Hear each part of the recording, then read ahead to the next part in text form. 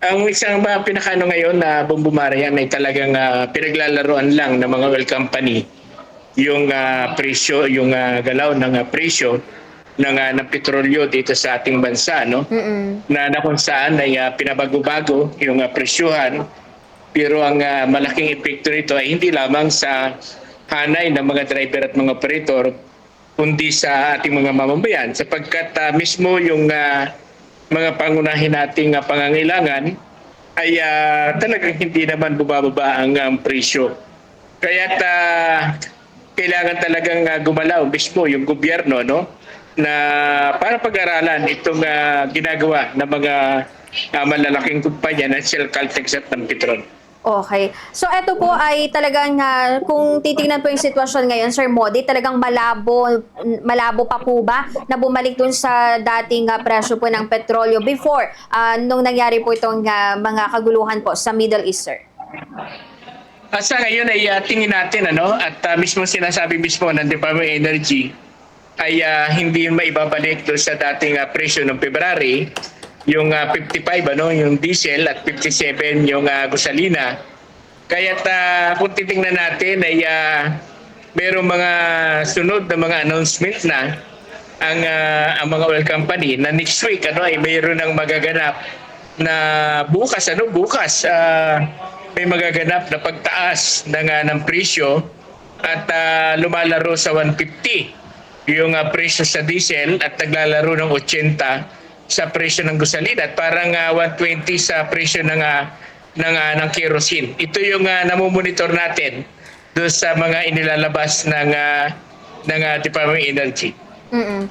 Okay po. So dahil dito nga sabi niyo kanina, Sir, Modi, ano na parang, laro lang yung, ng mga oil companies itong presyo po ng mga produktong petrolyo. So ibig sabihin din po ba nito ay, ever since nung, ganito yung sitwasyon po ng presyo ng petrolyo ay wala pong nagiging, hakbang ang pamahalaan po ano to, of course ito, yung pagmamanipula po sa presyo ng mga oil companies, sir?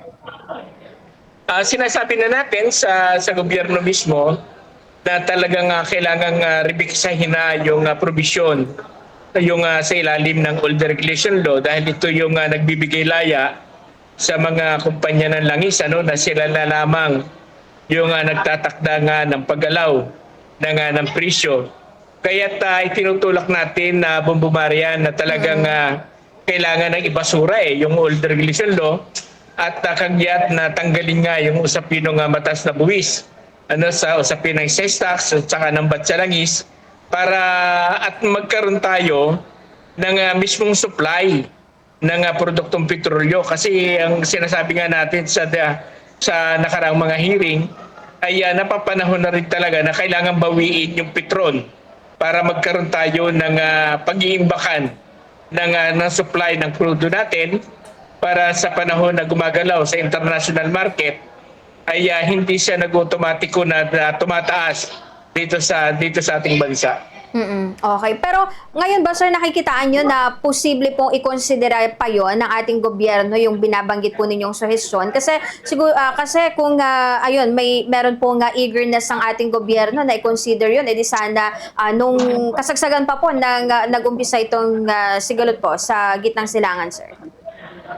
Sa atin ay ang inaano natin, sana i-considera no, ng gobyerno yung binabanggit natin, hindi lang naman sa layunin natin ay para sa sektor ng transport, kundi para sa interes ng ating mga commuters, ng ating mga mamamayan, sapagkat lalo na sa ngayon na bumaryan ay talagang halos hindi na sumasapat yung sahod ng ating mga manggagawa, no? Kundi ito sa National Capital Region ay umaabot na sa 695 pesos. Di hamak na mas mababa ang sahod sa Region 3 at sa iba pang bahagi ng ating bansa. Kaya talagang nagsasaper dito sa ginagawa ng kapabayaan mismo ng gobyerno ay hindi lamang ang sektor ng transport, kundi yung ating mga mamamayan. Okay. Eto, may iba naman po tayo, Sir Modi. Tapos na po ba sa ngayon, base po sa inyong mga pakikipag-ugnayan po, ano, kung kamusta na po yung naging pamamahagi ng fuel subsidy? Natapos na, sir? Lahat-lahat?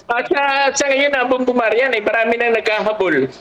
No, marami naghahabol sa gobyerno yung sa ilalim ng service contracting Dahil maraming hindi nabayaran na mga association na mga pumasok sa service contracting, ano, pero nang halos sa 6 na linggo na talagang hindi nabayaran ng LTFRB. Bagamat sinasabi ng LTFRB na wala na silang utang, ano, sa ating mga driver, sa ating mga operator, pero ang actual na lumalabas sa mga social media, lumalabas sa iba't ibang mga account, ay talagang marami pang hindi nababayaran. Pero nga dito sa NCR, yung biyaheng Muñoz, ano, yung Muñoz Monumento, 6 na linggo na silang hindi nabayaran at sila mismo ay nabaon sa utang dahil sila yung kumakargo sa crudo at boundary ng kanilang mga jeepney.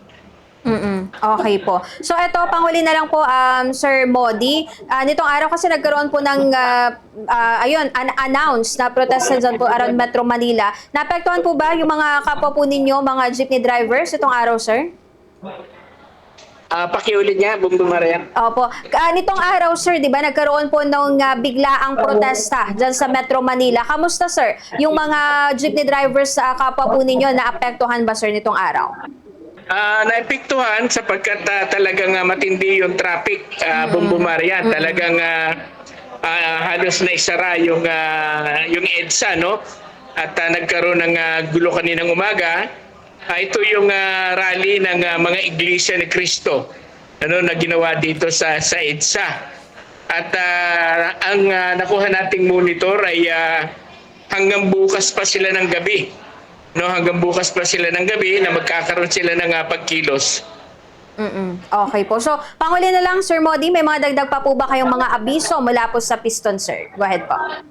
Tayo ay patuloy tayong nananawagan sa lahat ng ating mga driver at mga operator at siyempre sa ating mga commuters na dapat kundinahin natin itong ginagawang pagsisiso ng presyo ng petrolyo dito sa ating bansa. Buligligin natin ang Kongreso at Senado at ang administrasyon ni Bongbong Marcos na dapat ay manawagan ng ating mga mamamayan na ipasura itong old regulation law, tanggalin yung sistak at saka yung sabat sa langis. At magkaroon ng big time rollback, ibalik sa 55 pesos ang diesel at 57 sa presyo ng gasolina.